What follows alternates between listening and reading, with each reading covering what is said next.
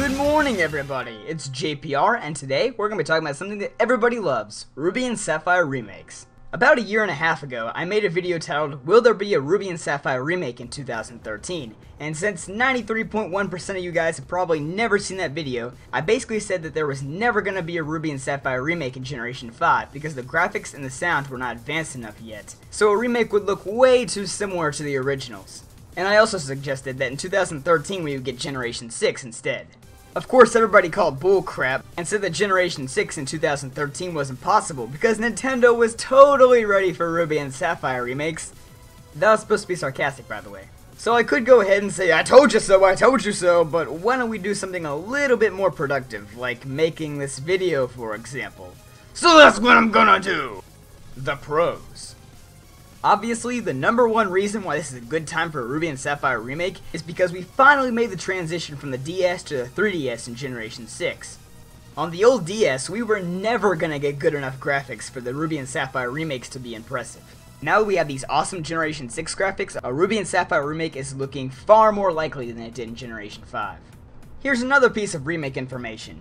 Ever since the release of Pokemon Bank, Groudon, Kyogre, and Rayquaza have been the most valuable Pokemon on the X and Y GTS. That probably infers that after so many years, most people don't have the Weather Tree in their possession anymore. Heck, even I don't have a Groudon or a Kyogre in X and Y. If a remake were made, Groudon and Kyogre would be easily obtainable and everybody would be happy. Of course, you can argue that a remake wouldn't make them as rare or special anymore, but I guess that depends on whether you have a Groudon and Kyogre in Gen 6 yet.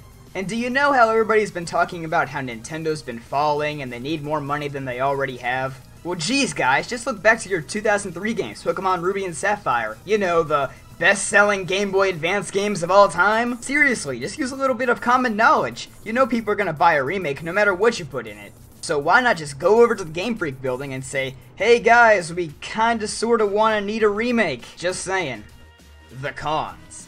So remember how I was talking about that Nintendo could use a Ruby and Sapphire remake to bring up sales about maybe 15 seconds ago?